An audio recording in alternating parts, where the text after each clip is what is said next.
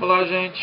Bruno Werner. Vamos falar agora sobre os pensadores do Iluminismo.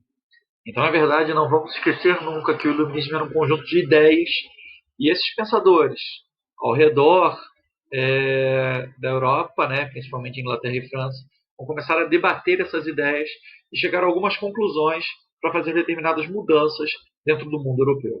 Vamos ver como é que se desenvolveram essas ideias e quais esses personagens, né? Quando a gente falou anteriormente, a gente trabalhou com a ideia de que o iluminismo é um conjunto de ideias ligados à burguesia que criticavam o antigo regime, propondo sempre algo novo. Quais eram as novas propostas? Os pensamentos, o iluminismo é também chamado de movimento da ilustração, né? Mexe um pouco com as estruturas culturais, todos esses pontos. Os pensadores que a gente vai trabalhar aqui, primeiramente o John Locke, depois a gente vai trabalhar com Voltaire, Montesquieu e Rousseau, fechando com Diderot e D'Alembert. Então esses são os 6 pensadores que a gente vai ver, que a gente vai analisar aqui, para depois trabalhar com os pensadores econômicos desse período. O primeiro, então, John Locke.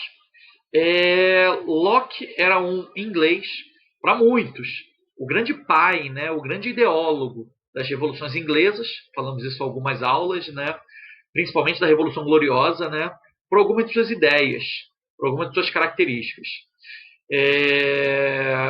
A principal obra dele, dentre as várias obras, né, o Segundo Tratado do Governo, é uma obra importante desse pensador que viveu o século XVII, né? Lembrar que o iluminismo é um movimento do século XVIII, mas o Locke é esse primeiro pensador que ainda vive o século XVII, né? Por isso é tão fundamental para as revoluções inglesas do século XVII. Quem sabe a primeira ideia mais forte, mais importante do Locke tem a ver com a ideia do contrato social. O que ele diz? Que o governo tem a obrigação de garantir os direitos naturais dos indivíduos. E que são os direitos naturais dos indivíduos? Quando ele está falando dos indivíduos aqui, ele está falando basicamente de homens burgueses. Tá certo? Mas o que é essa ideia? É o direito à liberdade. Todo homem é livre na liberdade de pensamento, na liberdade de ir e vir, na sua liberdade. Todo homem tem direito à propriedade privada, a ter os seus próprios bens, que seja a terra, que seja uma casa, que seja alguma riqueza. E todo homem tem direito à vida. Ninguém pode chegar e matar o outro. De acordo com a teoria do contrato social, que era uma teoria antiga já, que o Locke recupera agora, ele diz basicamente que o governo, no caso, o rei, tem que oferecer os direitos naturais para todo homem burguês nesse momento. Se alguém for contra os direitos naturais, se alguém não aceitar os direitos naturais, esse alguém vai ser punido. Inclusive, a população tem o direito de se rebelar contra qualquer tipo de tirania, contra qualquer não aceitação dos direitos naturais. Até esse momento, até hoje, todo mundo sabe que você não pode chegar lá e roubar a propriedade do outro. Você não pode chegar lá e acabar com a liberdade do outro. Você não pode matar o outro. Todo mundo sempre soube disso, menos uma pessoa. Quem? O rei. Para o rei, todas as terras pertenciam a ele. Liberdade, não. Era o que o rei dizia. Vida, se alguém está atrapalhando o desenvolvimento do reino, lembre-se lá do Maquiavel, esse rei pode, inclusive, matar essa pessoa. Só que agora não. De acordo com as ideias do Locke, as ideias, depois essas ideias são postas em prática. De acordo com as ideias do Locke, se alguém não cumprir com os direitos naturais, esse alguém vai ser punido. Lembrem-se do rei Carlos I, lembrem-se do rei Jaime II. Essa é a ideia, essa é a proposta. Segundo ponto e segunda ideia fundamental de John Locke: liberalismo político.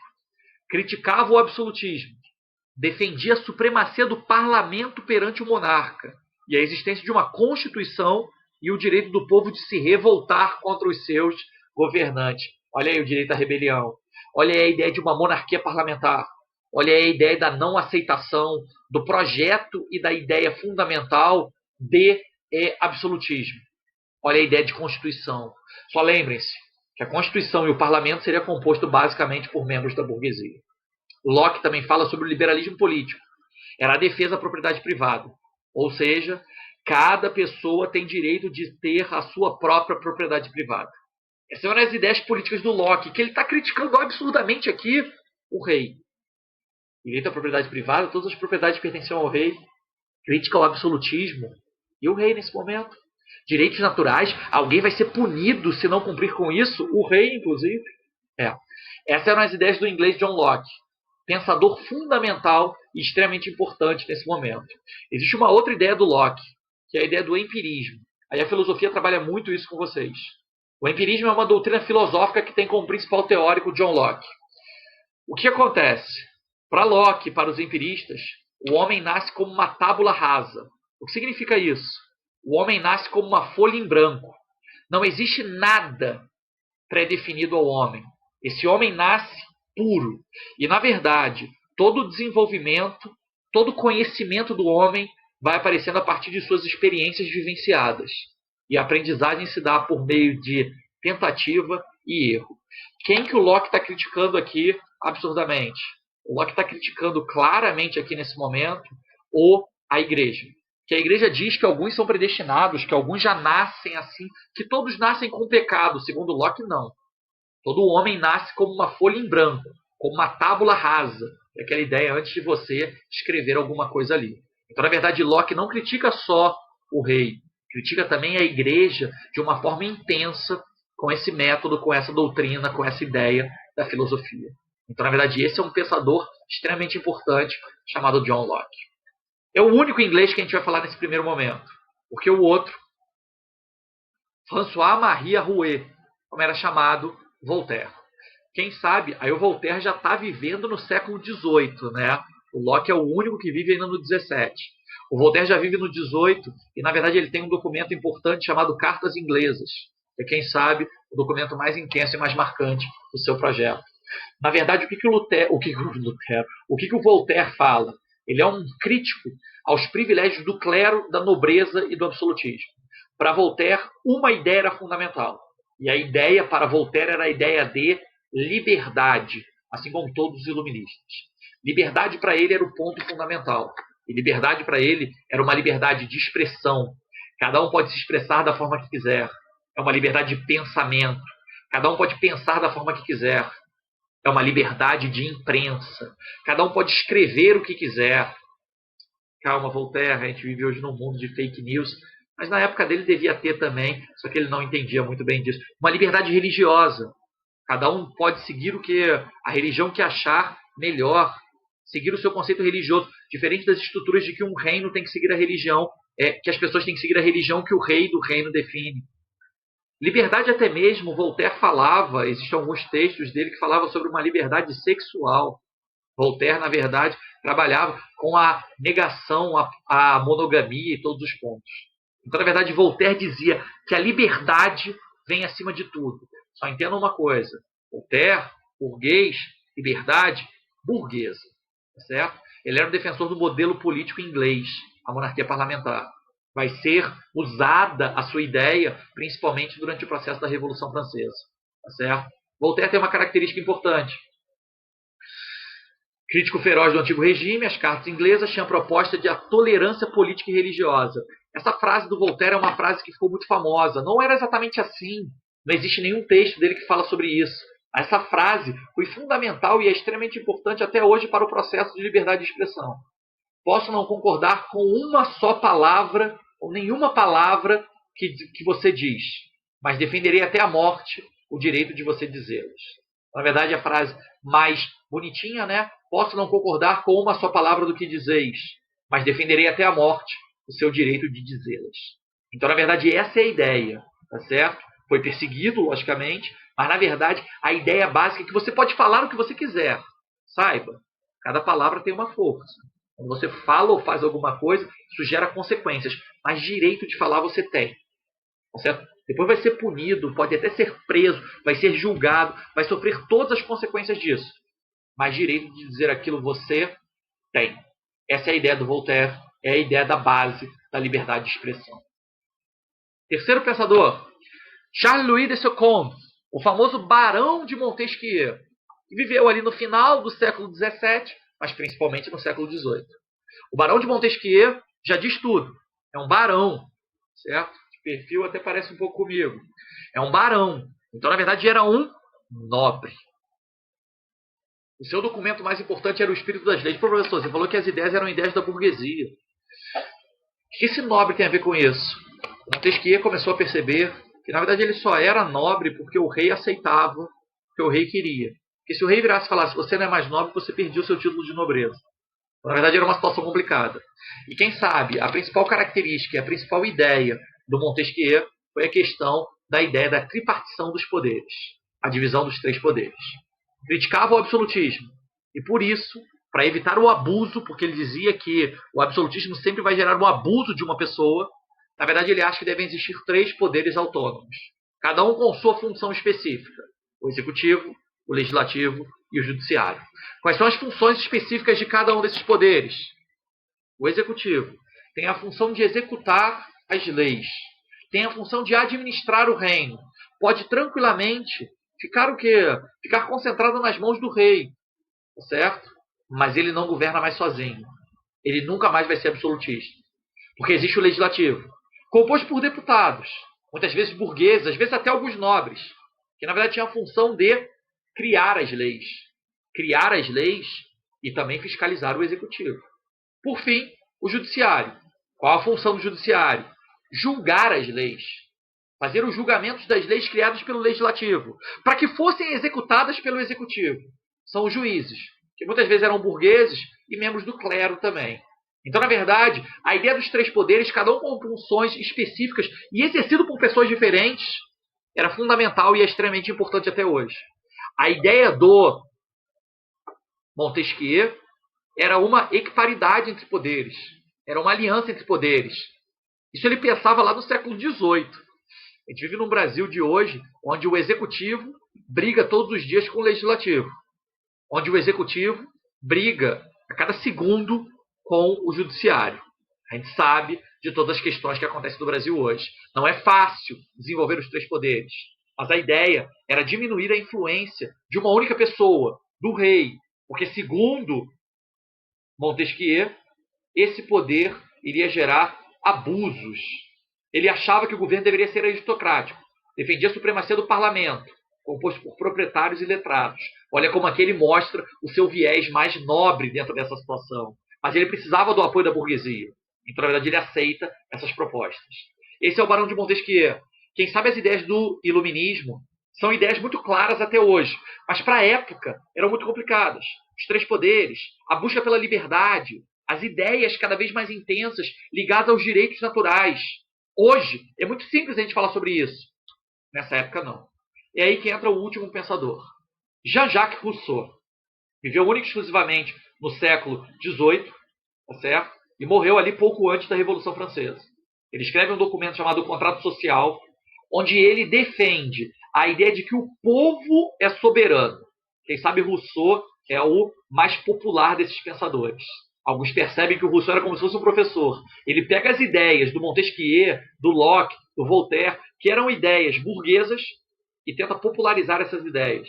E transforma em ideias mais próximas do povo. Ele acha que o povo é soberano e deve prevalecer sempre a vontade geral, a escolha da maioria. Então ele começa a trabalhar com essa ideia, com a ideia de que o povo deve ter uma participação maior. O Rousseau fala sobre democracia e igualdade jurídica. Defende que a escolha dos governantes por meio de sufrágio universal masculino ainda, direito ao voto dos homens independente da riqueza e dos bens. Ele acha que todos devem participar da estrutura política. Por isso que o Rousseau, não podemos negar, é um dos pensadores mais básicos e fundamentais para a proposta da Revolução Francesa. Ele criticava a propriedade privada, olha como ele é diferente lá dos outros pensadores, porque ele achava que isso gerava uma desigualdade imensa, e é o defensor da teoria do bom selvagem. O homem nasce bom, mas a sociedade o corrompe. Então, na verdade, é um pensador fundamental para os projetos populares como a Revolução Francesa. Então, na verdade, o Rousseau é, quem sabe, o pensador mais intenso, mais marcante, e que mais vai ser utilizado nesse processo revolucionário e em outros posteriores a ele. Para concluir, para terminar, os organizadores da enciclopédia, Denis Diderot e Jean d'Alembert. O que esses caras fizeram? Na verdade, a enciclopédia tinha por objetivo reunir e divulgar em uma só obra todo o conhecimento filosófico, artístico e científico da época. Eles resolvem o quê? Tirar a ideia de que tudo estava muito dividido, essas ideias, e juntar todas. Fizeram um livro de 35 volumes, com 2.885 ilustrações. Demorou 21 anos para ser editada a enciclopédia. Mas, na verdade, é um documento que foi fundamental e é extremamente importante até hoje, né? Não usamos mais a enciclopédia, né? Sei lá, se você olhar agora no seu quarto, de repente, no seu escritório, no escritório do seu pai, tem ali ainda a Barça, né? Que eram as enciclopédias antigas, mas hoje ela só está ali para empoeirar, né? Ela só está ali com outro intuito. Porque se você precisa de alguma coisa, você vai entrar na enciclopédia digital, que é a famosa Wikipedia. Tá certo? Essa era a ideia. Esse era o projeto. Esses pensadores eram filósofos, eram pessoas importantes. Inclusive, o Diderot tem uma frase que ficou muito famosa. O homem só será livre quando o último rei for enforcado com as tripas do último padre. Uma crítica absurda ao absolutismo e ao poder da igreja. Na verdade, o verso dele era um pouco diferente, que ele escreve, né? E as suas mãos fariam das entranhas do padre uma trança, na falta de corda, para estrangular os reis. Na verdade, a frase nem é dele, tá? Ele pega essa frase de um padre, que tinha várias críticas também, chamado Jean Messler, que escreveu isso no livro Estado do Saint-Mand. Então, na verdade, é uma frase muito dura, muito rígida, mas que eu acho que representa muito bem o que era a ideia do iluminismo. As críticas intensas ao absolutismo e ao poder da igreja. Professor, eram críticas ao absolutismo e ao poder da igreja, mas você falou também do mercantilismo. É aí que a gente entra nos economistas liberais. Os pensadores iluministas que se ocuparam das questões econômicas deram origem a duas grandes escolas de pensamento, a fisiocracia e o liberalismo econômico. Na verdade, a ideia básica desse camarada aí, do Adam Smith, mas também da fisiocracia, liderada por um camarada chamado Keysner, era a ideia o quê? Era a ideia da autorregulamentação do Estado. Do mercado, perdão. Cada um produz o que quiser. É o mercado que vai se autorregular. Se você quiser produzir muito, você pode. Você sabe que você vai ter que diminuir o preço. Se você quiser produzir pouco, você sabe que você pode elevar um pouco o preço. É a ideia da lei da oferta e da procura. Então, na verdade, alguns pensadores aqui, a escola fisiocrata e o Adam Smith, o Ricardo, o Mill e o Malthus, que formaram a escola de Manchester, tiveram um papel fundamental nesse momento. Vamos falar das duas grandes lideranças. A fisiocracia, na verdade, indica a ideia fundamental do governo, da natureza e da liberdade da ação. O que significava isso? Para a fisiocracia, a terra era o bem mais precioso. Então a terra tem que ser o quê? Tem que ser dividida, porque deve existir o quê? Uma liberdade de ação, uma liberdade econômica para todos os membros da população. É daí que surge a famosa frase laissez-faire, laissez-passer, le monde va de lui-même. Ou seja, deixe fazer, deixe passar. O mundo anda com suas próprias pernas. E a partir daí, é a ideia o quê? Tanto a terra quanto a ação de cada um, o individualismo, vai gerar um projeto fundamental que criticava absurdamente as regulamentações do governo mercantilista. O promotor dessas ideias era o que? Era um camarada chamado François Quesnay, médico da corte de Luís XV. Então, na verdade, a ideia básica era o quê? A terra é o bem mais precioso. Essa terra tem que ser dividida entre os membros da burguesia. Só existe um problema, né? A França ainda estava num passo um pouco atrás. Na Inglaterra isso já tinha ocorrido. Além do cercamento dos campos, já tinha desenvolvido isso na Inglaterra.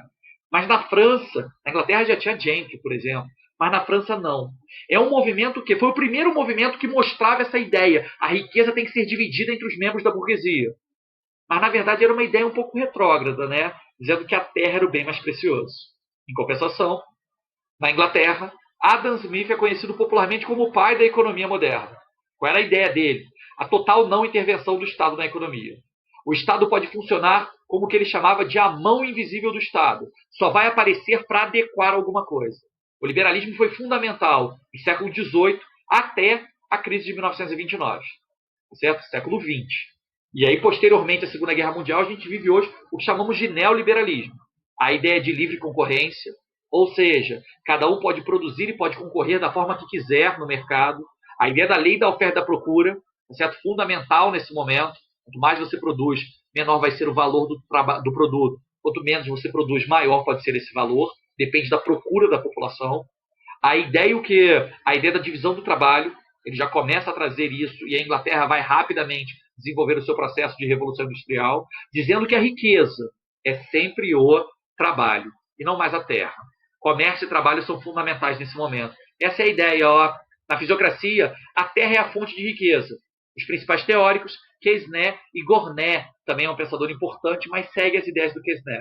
No liberalismo, o trabalho é a fonte de riqueza, enquanto na fisiocracia é a terra, no liberalismo é o trabalho, as ideias do Adam Smith nesse momento.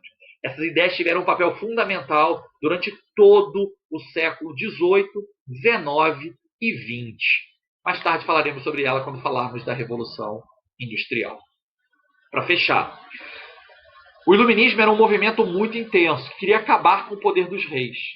Então, na verdade, o que acontecia?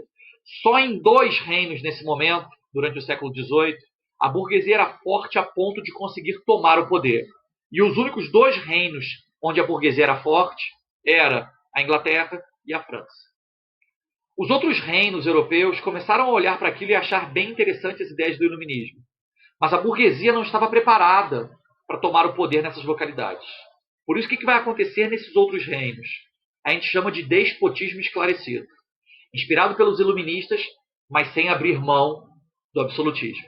Ou seja, a gente vai ver nesses outros reinos, Áustria, Prússia, Rússia, Espanha, Portugal. Alguns falam que nos reinos nórdicos isso também aconteceu.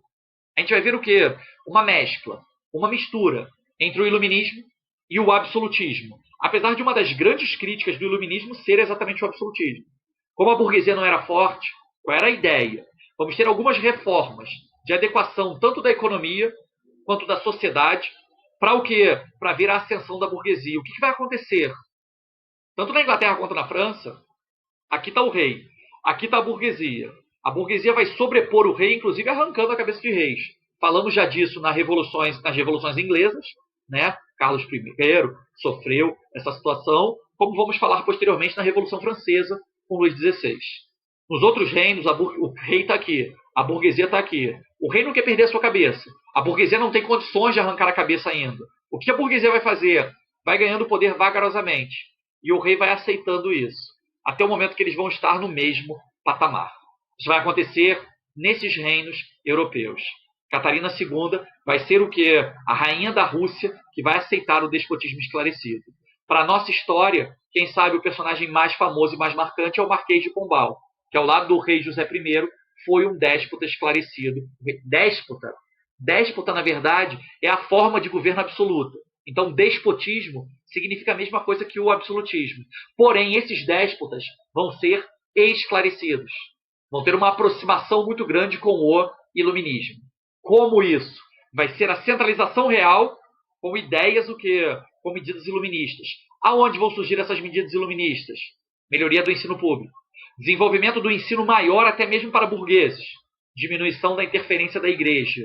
Então, na verdade, a igreja não vai ter mais toda essa influência, todo esse papel. Uma outra característica é a administração pública, que agora vai estar o quê? Vai estar muitas vezes nas mãos desses pensadores iluministas. Incentivo à manufatura nacional.